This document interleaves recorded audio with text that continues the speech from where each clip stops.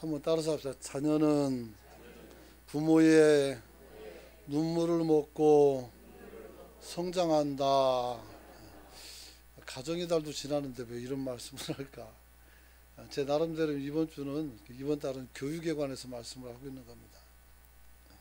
그래서 우리가 자녀를 가르칠 때 가장 큰 가르침은 여러분들이 맨날 울라는 얘기는 아닙니다. 자녀를 위한 기도를 열심히 할 수 있기를 축원합니다. 그게 중요한 거예요. 좋은 부모란 무엇일까? 얼마 전에 자식을 죽인 계모에 관한 뉴스로 온 세상이 시끄러워졌습니다. 정말 어린 아이였고 부모의 돌봄이 필요한 아이였어요. 그런데 이 아이를 계모가 때리고 굶기고 학대해서 아이가 고통 속에 죽었단 말이에요. 당연히 사람들은 저런 여자는 사형을 시켜야 된다, 이런 여론이 비등했습니다. 그런데 저는 안타까운 것이 이런 일들이 벌어질 때마다 이 땅에는 수많은 계모들이 있습니다. 계모라고 해서 죄송합니다만 똑같은 어머니예요. 이 계모들이 다 그 여성처럼 악인은 아니라는 것입니다. 거의 대부분의 계모들은 우리가 생각하지보다는 아픔들과 어려움이 있음을 알아야 됩니다. 이분들은 불안정한 상태의 가정을 안정화시키기 위해서 그 공간을 행복의 공간으로 만들기 위해서 그 어떤 아픔보다 더 많은 아픔을 감내하고 오늘도 인내하고 있다는 사실을 여러분이 알아야 합니다. 그래서 저는 친부모가 자녀를 키우는데 흘리는 눈물이 100마리라면, 대로 되었을 때, 말로 했을 때 100마리라면 계모가 흘리는 눈물은 편견과 배척 그리고 자신 안에서 일어나는 저항과 싸워야 되기 때문에 못 흘려도 500말은 흘린다라고 저는 이야기하기도 합니다. 그래서 사람들은 낳은 정이냐 기른 정이냐, 낳은 부모가 진짜 부모냐 기른 부모가 진짜 부모냐 하는 쓸데없는 생각을 가지고 논쟁을 하고 있어요. 아이를 잘 보살피면 그것이 가장 좋은 부모인 줄로 믿으시기 바랍니다. 여러분, 진정한 부모는 낳은 부모가 아니고 기른 부모가 아니라 지금 내 자녀에게 나는 얼마나 굵은 눈물을 흘리며 이 아이들을 돌보고 키우고 양육하는지를 살펴보면 되는 것입니다. 사실은 설교는 그렇게 써놨어요. 눈물을 흘리는지 이 질문에 대해서 답을 해보라, 이렇게 써놨어요. 근데 그렇게 참 말 못해가지고 제가 다른 말로 돌렸는데 결국 할 말 다 했어요. 여러분, 자녀를 향해서 분노하는 부모는 이미 부모의 위치를 상실한 것입니다. 자녀를 대할 때마다 무관심하는 부모는 자녀를 품을 수 있는 마음을 잃어버린 사람입니다. 자녀를 바라볼 때 염려와 근심이 앞서는 부모는 이미 부모의 자리가 흔들리고 있는 중임을 여러분들은 알아야 합니다. 그러나 자녀를 위하여 애달픈 눈물을 흘리는 부모의 모습이 진정한 아버지요 어머니의 마음이 될 수 있기를 축원합니다. 그런 거죠. 여러분, 오늘 예수님께서 십자가를 지고 무기력하게 골고다 산으로 끌려 올라가고 있었습니다. 채찍에 맞아서 온몸이 성하지 않았죠. 머리에는 가시관을 썼고 자기가 죽을 사형 도구인 십자가를 끌고 가고 있는 중이었습니다. 바로 이러한 예수님의 무기력함을 보고 그동안 5,000명도 먹이고 7,000명도 먹이고 무리도 걸어가고 온갖 능력을 다해서 우리의 병도 고쳐주고 모든 문제를 다 해결해 주신 그분이 안타까워 보이기 시작합니다. 그래서 많은 여인들이 가슴을 치며 눈물을 흘리고 있었습니다. 그때 그 무거운 짐을 지고 가면서 허덕이는 예수님께서 얼마나 고단했으면 십자가를 자기가 지지도 못해요. 그래서 브레네 사람 시몬이 진단 말이에요. 그렇게 어려운 상황에서 예수님께서는 돌이켜서 이 여성들을 향해서 한 말씀을 주십니다. 그게 뭡니까? 예루살렘의 딸들아, 나를 위해서 울지 말고 너희와 너희 자녀를 위해서 울어라, 이렇게 말하고 있어요. 여러분, 이 여인들은 주님의 말씀을 믿고 제자들도 도망간 상황에서 주님을 따르는 정말 믿음이 좋은 여성들이었습니다. 이들은 적어도 주님의 십자가의 길을 지키는 훌륭한 성도였던 것입니다. 이들이 당연히 안타까워서 울지요. 저는 청년 때만 해도 이 말씀을 읽을 때마다 예수님이 여자들에게 퉁박을 준 건 아닌가 하는 생각이 들 정도였어요. 나를 위해서 애달파하고 우는데 나를 위해서 울지 말고 너희들 아이를 위해서 울어라, 이렇게 말하는 것은 조금 좀 냉정한 건 아닌가 하는 생각을 가졌었습니다. 그러나 제가 부모가 되고 그 다음에 목사가 되고 그 다음에 어떻게 돼요? 목회를 하면서 오랜 시간 살다 보니까 하나님의 은혜가 더 깊어지고 또 하나님의 마음이 더 깊이 있게 와닿는 그런 은혜들이 있어서 다시 읽어보니까 그런 말이 아니었더라고요. 여러분, 왜 주님은 예루살렘의 딸들아 나를 위하여 울지 말고 너희와 너희 자녀를 위해서 울라고 말씀했을까? 주님은 십자가 구원 이후에 주어질 은혜와 또 교회의 성장, 그리고 이어서 나타날 여러 가지 많은 핍박들에 대하여 이미 예견하시고, 그걸 이미 예견하시고 여인들을 위로하는 것입니다.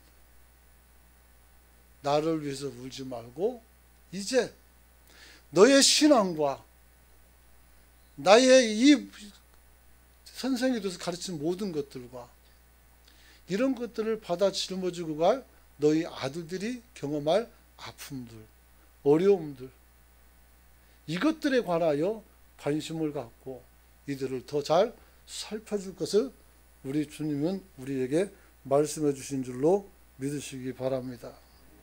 여러분, 그래서 이 여인들이, 아니 우리 자녀가 지고 갈 십자가의 삶을 위해서 울라라고 말씀을 주고 있는 것입니다. 여러분, 그래서 울라라고 말씀하시는 것은 십자가를 지고 죽음의 장소로 무거운 발길을 옮겨야 하는 예수님 자신의 비참한 현실을 타개하지 못하는 것을 보고 안타까워하지 말라는 얘기입니다. 주님은 충분히 12영이나 되는 천사를 동원해서 당장 십자가를 집어 던지고 거기 있는 사람을 다 죽일 수도 있어요. 그러나 주님은 지금 뭐 하고 있어요? 하나님 앞에 완전한 순종으로 나가고 있어요. 내가 죽어야 너희가 산다는 겁니다. 내가 죽어야 네 아이들도 살고 내가 죽어야 이 세상에 평화가 온다는 거예요. 그렇기 때문에 자발적으로 가는 것입니다. 자발적으로. 여러분, 그래서 주님은 이것이 얼마나 무겁고 아픈지 정확히 알고 있어요. 그래서 이제 나중에 너희 자녀들도 나처럼 이 십자가를 질 때 이길 수 있도록 그 아픔을 보고 기도하라는 말씀으로 받기를 축원합니다. 축원합니다. 그러므로 저는 첫째, 너희 자녀들을 보고 울라 하심은 자녀가 앞으로 짊어질 십자가를 염두에 두고 이 세상을 살아갈 수 있는 힘을 얻게 해달라고 기도하라는 말씀으로 저와 여러분이 받기를 소망합니다. 소망합니다. 여러분, 오늘날 부모들의 눈물의 기도는 날이 갈수록 다변화되고 진리와 정의의 개념조차 희미해져가는 이 세상을 향한 하나님의 법과 공의, 그리고 그 무겁고 큰 십자가의 사랑을 지키고 살아가야 되는 저와 여러분, 그리고 우리 아이들에게 오늘 우리가 먼저 된 자로서 눈물 흘려 기도하여 그 아이들의 길을 닦아주시길 축원합니다. 제가 청년했을 때 아직 신학교 공부를 안 했을 때였어요. 한날은 기도하고 싶어서 교회를 갔더니 아무도 없어요. 그래서 짧게 기도하고 집에서 쉬려고 생각하고 기도하고 딱 나가려고 하는데 밖에 사람이 오는 거예요. 평소 교회 기도로 잘 가지 않았기에 누가 오자마자 저는 그냥 본능적으로 저 기둥 뒤로 숨었어요. 그래서 뒤에서 누가 기도하는 거 봤더니 돌아가셨지만 조광석이라는 장로님이 계세요. 저한테 아버지 같은 분이었습니다. 이분은 서울대학을 나오셨어요. 굉장히 명석한 분입니다. 근데 이분이 거기서 기도를 해요. 그래서 뭐 장로님이 뭐 1시간 정도 기도면 집에 가겠지 생각하고 저도 그냥 기도를 하는데 안 가세요. 1시간 기도하니까 더 이상 할 기도도 없어요. 그냥 나가려니 오신 거 뻔히 알고 그냥 나가기도 민망해서 앉아 있는데 기도 소리가 들렸어요. 그 기도 소리가 저를 위한 기도였어요.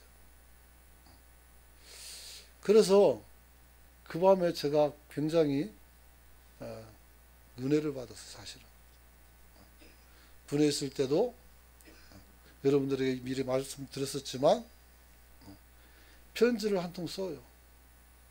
한자로 다. 그래서 저는 한자를 안 배웠기 때문에 옥편을 가지고 그 읽는데 일주일 걸려요. 그러면 또 그 다음 주에 또 와요. 수십여 통의 편지를 그렇게 보내셨어요. 그리고 이제 제가 목사 안수도 받고 좀 잘 해드려야 되겠다고 싶어서 찾았더니 돌아가셨어요. 하나님이 부르셨단 말이에요. 저는 항상 그런 생각을 갖습니다. 제가 이 자리에 있게 된 것은 그 장로님이 정말 그날 저녁에 드렸던 기도 때문이다. 그런 생각이 가져요. 신학교도 그분이 등떠밀어서 갔고 사실은. 여러분,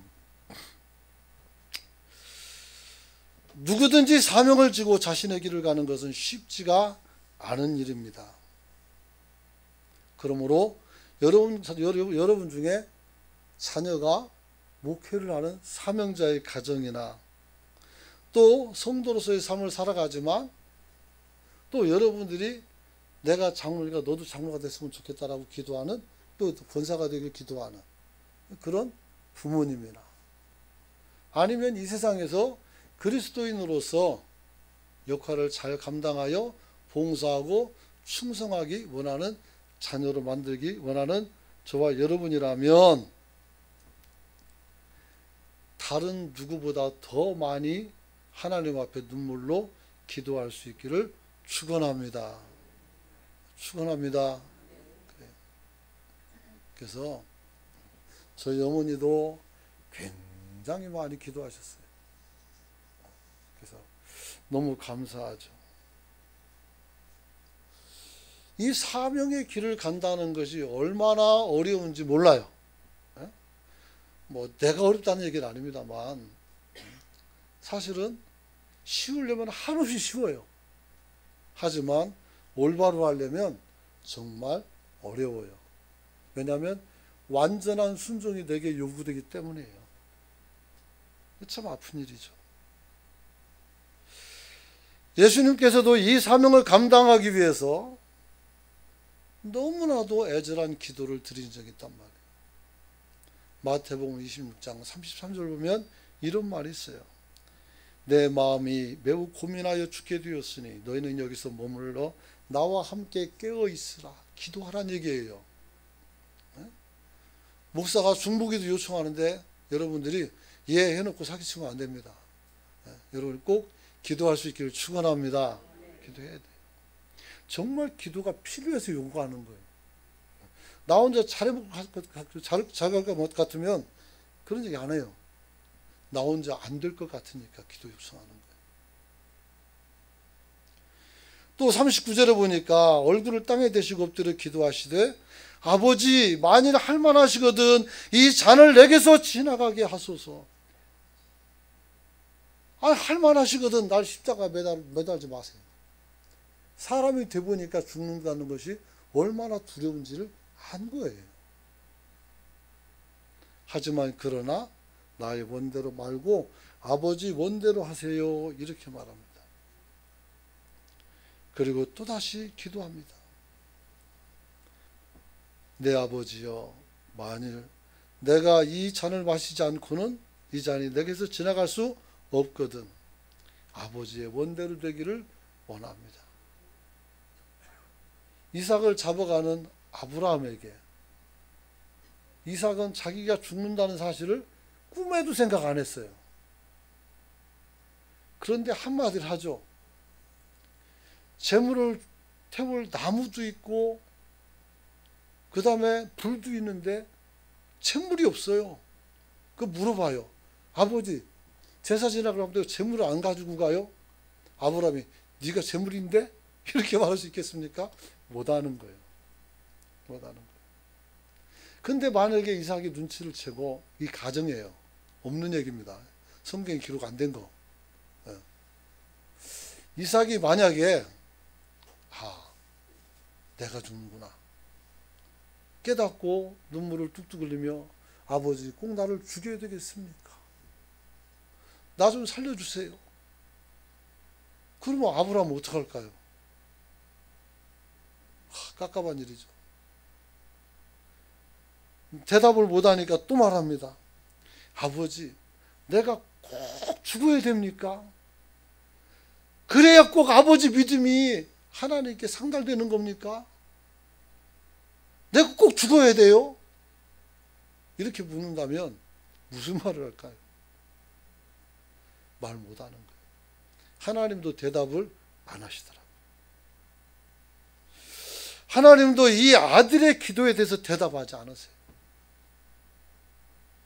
여러분, 그래서 주님은 직접 갈보리산에서 십자가를 지신 후에 지고 가시면서 그래서 우는 여인들을 보고 너희 자녀를 위해서 기도하라고 했던 겁니다.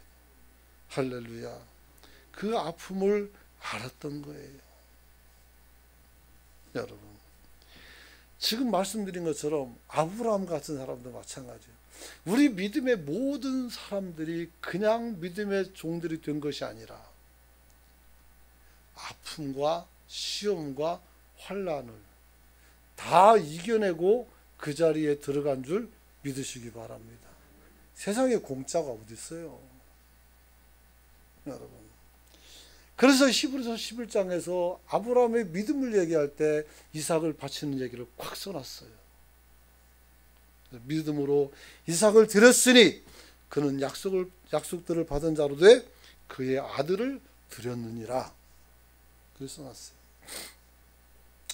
이삭은 한 번 아버지한테 죽다 살아났기 때문에 정말 많은 상처를 가지고 살아요. 근데 하나님께서 두 아들을 줬단 말이에요. 에서와 야곱. 자기가 약해서 그런지 몰라도 이삭은 야곱보다는 에서를 더 좋아했어요. 힘도 세고 사냥도 잘하고 남성답고 우리 가문을 지킨다면 얘가 가장 적정한 것 같은 거예요. 근데 하나님은 예언을 해놨어요. 큰 자가 작은 자를 섬기리라. 근데 야곱은 어떻게 해야 돼요? 약간 여성 같아요. 털도 별로 없고 피부도 매끈매끈하고 그렇단 말이에요. 그래서 짐승털을 가지고 자기 몸을 두르고 가서 아버지를 속이고 안수를 받아요. 그때 이삭이 이렇게 말해요. 털을 만져봐서 에서 같은데 목소리는 아니다. 또 짐승 잡으러 간 지 시간도 얼마 안 되는데 벌써 잡아올 수는 없을 것이다. 결국 이삭은 얘가 에서가 아니라는 걸 안 거예요. 그래도 하나님을 믿는 믿음으로 그에게 안수했던 겁니다. 그래서 히브리서 11장 20절을 보니까 믿음으로 이삭은 장차 있을 일에 대하여 야곱과 에서에게 축복했다 그랬어요. 야곱에게 장자의 복을 빌었다는 거예요. 여러분, 우리 신앙의 목표는 하나님 앞에 우리가 얼마나 완전한 신앙을 가지고 살 수 있느냐 하는 겁니다. 완전한 순종. 오늘 그것이 필요합니다. 누구에게? 나에게도 또 내 자식에게도. 그리고 그 자식에게도 우리는 아픈 눈물을 흘려 이 신앙을 전수하는 저와 여러분이 되시길 축원합니다. 축원합니다. 그러므로 우리는 하나님 앞에 눈물을 흘리지 않고는 사명을 감당할 수 없다는 것을 알고 기도하는 성도가 되시길 축원합니다. 우리 아이들이 살아가는 세상은 더 많은, 저희들보다 또 여러분들보다 더 많은 어려움이 상존하는 상황에서 우리 자녀들이 그리스도의 복음을 이해하고 살아가야 하는 환경에 놓여져 있습니다. 솔직히 말하면 우리 아이들은 신앙생활하기 굉장히 어려운 조건에 놓여 있어요. 시설로 보면 굉장히 좋지만 사회의 흐름을 보면 굉장히 나쁩니다. 그러므로 우리는 기도 많이 할 수 있기를 축원합니다. 우리 아이들이 지금의 세상을 살아가는 것이 지금 성인이 된 우리가 진 십자가보다 더 큰 십자가를 져야 된다는 사실을 우리는 인정을 해야 돼요. 여러분, 그래서 우리는 부모로서 아이들의 앞길을 놓고 기도할 수 있기를 축원합니다. 여러분 자녀들 중에서 교회 안 나가는 일 많잖아요. 어릴 때 잘 나가는데 왜 그럴까요? 세상에 져서 그래요. 그 세상에 지고 있는데 이 세상을 이기려면 나보다 더 크고 무거운 짐을 져야 되는 거예요. 여러분이 기도 많이 할 수 있기를 축원합니다. 우리는 흔히들 말합니다. 내 자식은 나보다 잘 살았으면 좋겠다. 그렇다면 신앙교육을 잘 하십시오. 사람들은 그런 이유로 사교육비를 지출하면서 아이들을 가르치려고 닥달을 합니다. 안타까운 것은 우리는 지금의 아이들을 보고 미래를 생각해서 닥달하지 말고 우리 아이들이 어떤 세상에서 살 것인가를 여러분이 미리 먼저 생각해 보시길 축원합니다. 근데 그게 힘들어요. 세대 간의 차이도 있고 정말 어려워요. 여러분, 우리가 아이들이 살아가야 되는 세상에 대한 관심을 갖지 않은 결과 공부를 잘하는 아이는 과대한 경쟁으로 어떻게 돼요? 심한 스트레스를 받습니다. 그리고 영혼이 병들고 인성이 파괴되어져 갑니다. 배우면 배울수록 그 지식을 통해 사회에 기여하는 것이 아니라 그 지식을 통해 다른 사람을 매장하거나 사회 질서를 파괴하는 학자 건달이 됩니다. 학자 건달. 지금 국회에 장뜩 있어요. 제 동료배들이 그런 사람들. MZ세대라고 했을 때 1980년부터 들어갑니다. 그때 청년된 사람들. 여러분도 상당히 들어가 있어요. 여러분, 국가를 지키는 것이 아니라 개인의 이득을 앞세우기 시작하고 정의가 아닌 것을 정의인 것처럼 포장하고 거짓말하고, 이게 배운 사람들이죠. 그래서 학자 건달이라는 거예요. 선비가 아니죠. 반대로 공부에 재능이 없어 뒤처진 아이들은 황량한 땅에서 개발과 성장을 통해 부를 이룬 지금의 사회 시스템을 통해서 지금도 앞으로도 모두 성장과 성공의 시계를 딱 맞춰놓음으로써 실패자는 살 수 없는 세상이 되고 말았어요. 안타까운 것은 공부를 잘해도 인생을 잘 살 수 없는 세상이 됐고, 공부를 못해도 잘 살 수 없는 그런 세상이 됐다는 것은 슬픈 얘기입니다. 그러므로 우리 교회 안에서는 우리 자녀들, 특히 청년들이 인간의 존엄성과 그에 따른 품격을 보장하는 시스템을 구축할 수 있기를 축원합니다. 교육부 목사님이고, 그리고 교육부에서 교사들이 반드시 해야 될 것은 그거예요. 이 아이들의 존엄성과 그리고 이 아이들의 품격을 보장하는 거예요. 폭력 가정에서 애들이 자라나면 그 보호해야 돼요, 교회에서. 여러분, 저는 개인적으로 교회는 경쟁이 없는 쉼과 바름과 소망을 누리고 하나님 나라의 영광을 바라보는 믿음으로 우리 자녀들과 청년들이 세상에서 앞서거나 뒤처짐이 없이 함께 살아가는 방법을 배우는 교회를 만들기를 소망합니다. 그래서 교회에서는 우리가 형제요, 자매요 이렇게 말하잖아요.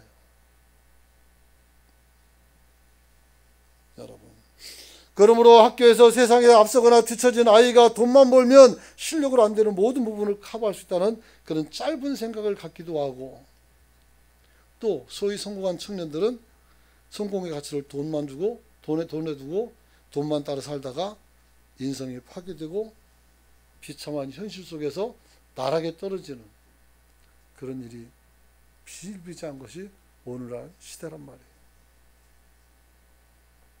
그래서 우리는 마음의 공허함을 채우지 못하고 이미 삐뚤어진 가치관 속에서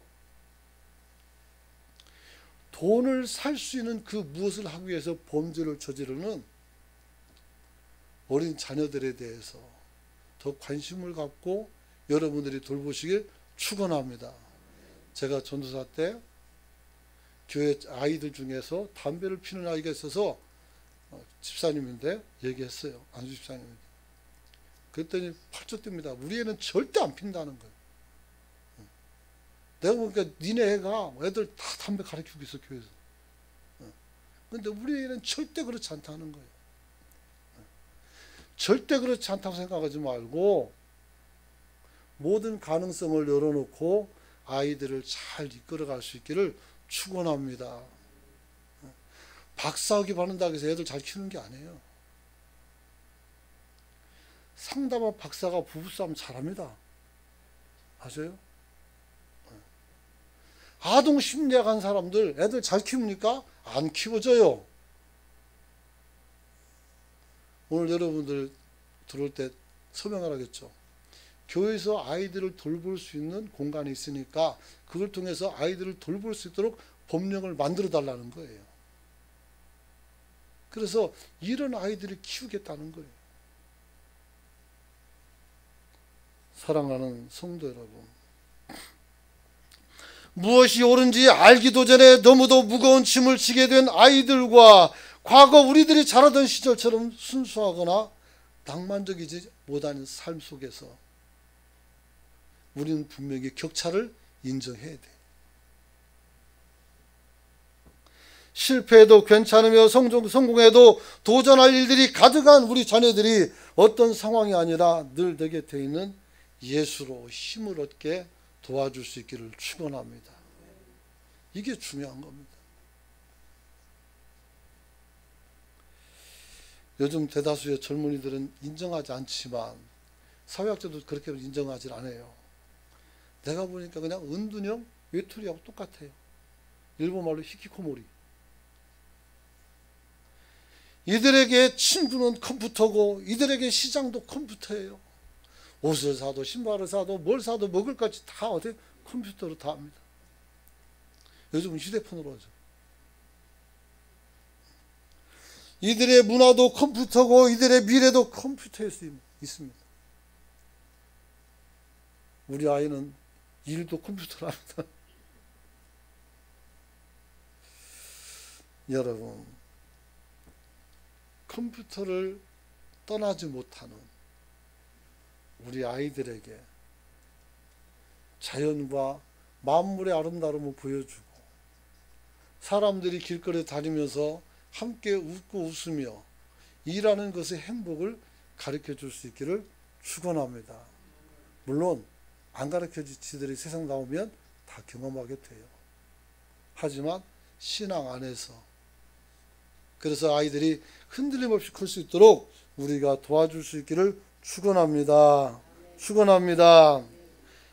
어른들의 잘못이 있습니다. 우리 아이들이 얼마나 아픈지에 관하여 우리는 크게 관심을 갖지 못했습니다. 교회에서 수련회 할 때나 이런 얘기하고 그냥 학술적인 얘기겠지라고 생각을 합니다. 그러나 우리가 이 아이들의 아픔을 알려고 해야 됩니다. 사실 알려고 해도 알 수가 없습니다. 왜냐하면 어른들은 자신의 살아온 삶을 통해서 아이들을 판단하고 보기 때문입니다. 하셨습니까? 내가 어떻게 살아왔는지 그 삶을 통해서 아이들을 바라보고 아이들을 올려놓고 판단하는 거예요. 그러니까 애들이 띨띨해 보이죠. 똑똑한 애도. 부끄러운 거예요. 저도 이 말씀 준비하면서 많이 힘들었습니다. 나도 다른 사람이 똑같은 사람이에요. 그 내 관점에서 내 시각 안에서 내가 가둬놓은 틀 속에서 아이를 갖다가 판단했으니 얼마나 숨이 막혔을까. 정말 답답하지 않은, 정말 답답했죠. 여러분, 실제로 우리가 한 가정에 살아도 이런 경우 아이들에게 아이를 알지 못하면 전혀 다른 세계관을 강요하게 돼서 자녀들은 우리를 뭐라고 말합니까? 늑다리 꼰대라고 말하는 거예요. 하셨습니까? 늑다리 꼰대. 다 늙어봐가지고 고집만 세다는 얘기예요. 여러분, 더 이상 꼰대가 아니라 아이들에게 길라잡이가 될 수 있기를 축원합니다. 여러분, 우리는 우리 후손들이 져야 하는 십자가를 보며 울며 통곡하고 기도해야 됩니다. 왜 십자가입니까? 이 땅에서 우리의 사명을 감당하다가 삶이 마감되는 것이 바로 그 십자가입니다. 그러므로 우리 아이들에게 놓여진 처절한 인생 속에서 이 아이들이 힘을 가지고 살아갈 수 있도록 힘을 불어넣는 우리 은광교회 성도가 되시길 축원합니다. 우리는요, 여러분이 클 때는 한 동네에서 농사만 지면 3대, 4대, 10대까지 먹고 살았어요. 옛날에는. 그러나 공업화되니까 어떻게 됐습니까? 다 밖에는 흩어졌잖아요. 거기서 공장에서 여러분들 삶이 얼마나 힘들었냐고요. 야학 다니면서 얼마나 많이 울었어요. 노래들이 있어요. 때로는 고달프고 때로는 슬프지만 야간 학생은 노래도 있단 말이에요. 얼마나 여러분들도 힘들게 살았습니까? 근데 그 힘든 삶을 우리 아이들은 더 곱절로 살아야 돼요. 지금은 글로벌에서 대한민국 안에서만 산다고 생각해서는 안 될 것 같습니다. 그래서 우리 좁은 소견으로 아이들의 인생을 보지 말고 아이들이 마음껏 날 수 있도록 우리가 기도하고 후원하는 저와 여러분이 되시길 축원합니다. 야, 우리는 돈이 없어서 못하는데, 돈으로 하는 게 아닙니다. 교육은 마음 정신으로 하는 거예요. 여러분, 그래서 우리가 먼저 자신의 생각에 안주하지 말고 아이들이 얼마나 가혹한 십자가를 지고 살아야 되는지를 우리가 볼 수 있어야 돼요. 뭐 얘기하려면 하루씩 나오지만 꾹꾹 참고. 그러면 둘째로 왜 아이들에게 이런 가혹한 시절이 오게 되었을까요? 예수님께서 이 세상 가운데서 많은 사람들을 가리키고 그를 따르는 무리들이 생겨났어요. 예수님 당시에도 바리새인들과 갈등이 벌어졌습니다. 제사장과 지도자들과 갈등이 생겨요. 왜요? 사람들이 나를 봐야 되는데 예수를 보는 거예요. 그게 갈등이 생기는 거예요. 심지어는 세례 요한의 제자들과 예수님의 제자들 간에도 누가 세례를 줘야 되는지 가지고 싸워요. 새로운 것이 생긴다는 것은 저항하는 세력이 크다는 사실을 알아야 돼요. 그래서 이들이 부흥하고 교회가 성장하지만 성장과 동시에 핍박도 함께 온다는 사실을 믿으시기 바랍니다. 그런 거예요. 잘 들으십시오. 역사를 보면 어느 시대든지 가장 어려울 때 시대적 환란이 임하게 되면 청년들이 피바지가 됩니다. 내가 아니고 내 자식이 죽어요. 아셨습니까? 여러분이 금쪽같이 생각하는 그 아이들이 이 세상의 희생자가 된다는 거예요. 미국이 공항에 왔을 때 그때 세대를 X세대라고 했어요. 그 사람들은 아버지보다 급여가 적었어요. 그리고 그 급여를 가지고 살면서 내 자식보다 급여가 적게 살아요. 가장 빈곤한 시대를 살게 되는 거예요. 누가 그것을 선물했습니까? 그 시대의 지도자들이. 지금 누가 우리 아이들에게 어두운 미래를 만들었습니까? 우리 지도자들이에요. 여러분들이에요. 우리가 이것을 잊어서는 안 돼요. 오늘 이들은 저항할 틈도 없이 아주 빠른 속도로 세대에 걸친 피해를 보게 되어 있어요. 다른 나라로 떠나지 않는 한.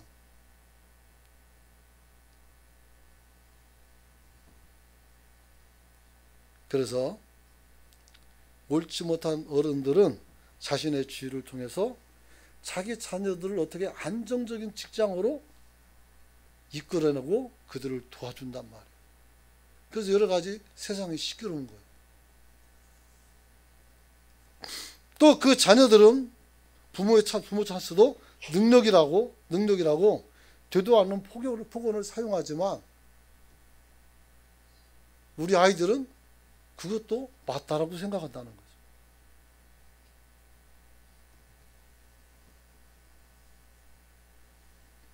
그리고 이 사회에 순응하고 따라갈 수밖에 없어요. 그게 MZ세대예요.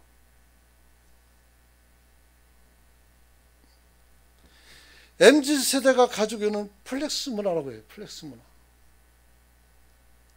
자랑하다 뽐내다 이 뜻이거든요. 이 문화라는 게 속성을 들여다보면 다양하지만 결국 하나예요. 잘못된 것이든 잘된 것이든 상관없이 뽐내고 사는 거죠. 그거밖에 없어요. 얼마나 안타까운지 모르겠습니다. 그래서 이제 우리는 솔직히 고백할 수 있어야 돼요. 우리가 힘이 없어 세상을 주도하지는 못했지만 아이들의 미래를 생각하지 않고 민주화 시대의 정통성을 앞세워 사회의 정의보다는 집단의 지성, 감성으로 우리 성공을 위해서 사회 가치와 질서를 무너뜨린 것에 대한 대가를 우리 아이들이 치른다는 것을 알아야 합니다. 여러분들이 나는 내가 뭐 했다고요? 얘기합니다. 맞아요. 여러분 한 거 없어요. 그러나 했어요. 같이 살았고요. 그래서 우리는 고백해야 돼요. 우리가 너무 이기적이었다 라고 해야 됩니다. 우리는 우리 발전 후에 아무것도 보지 못했습니다. 우리는 자신의 욕심에 아무것도 생각하지 않았습니다.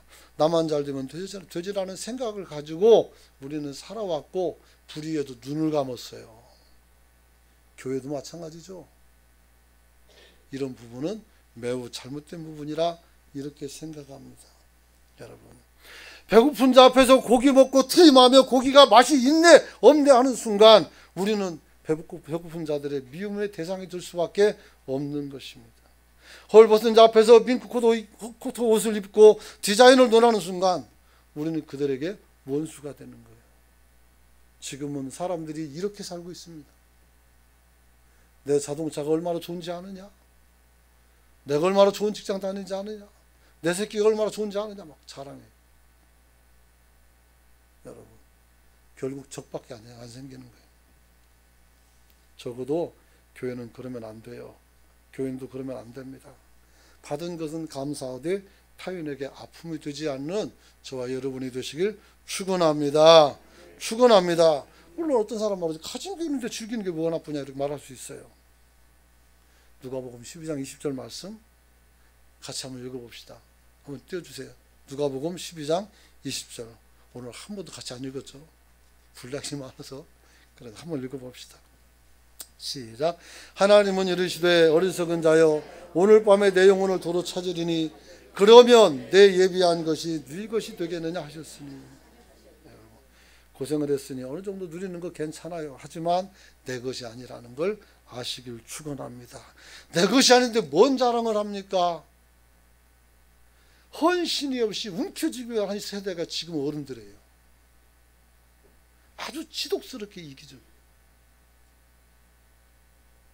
내가 하는 말 아니에요. 여러분, 이제 우리 아이들에게 십자가를 져야 된다면, 무거운 십자가를 져게 된다면 우리가 대신 질 수는 없어요. 하지만 가볍게 할 수는 있습니다. 할렐루야. 어떻게 해요? 주님과 함께 가는 법을 가르치면 됩니다. 이제 말씀 마치려고 해요. 사랑하는 성도 여러분, 고생은 다 하나로 족합니다. 내 자녀에게는 가난을 유산으로 물려줄 수 없습니다라고 말씀하신다면 지금이 바로 내 자신을 바꿀 때인 줄로 믿으시기 바랍니다. 그리고 아이들도 나처럼 살게 하지 말고 이제는 주변을 바라보며 이 아이들은 더 풍성하게 살아가는 그런 나라, 그런 세상을 만들어 가도록 우리가 기도하고 애써야 될 줄로 믿으시기 바랍니다. 같이 한번 한 3분마다 통성으로 기도하세요. 오늘 내 자녀와 내 가족 그리고 우리 교회 아이들 미래를 위해서 우리 같이 통성으로 받은 말씀을 기억하고 기도할 수 있기를 원합니다. 주의 주 기도합니다. 주여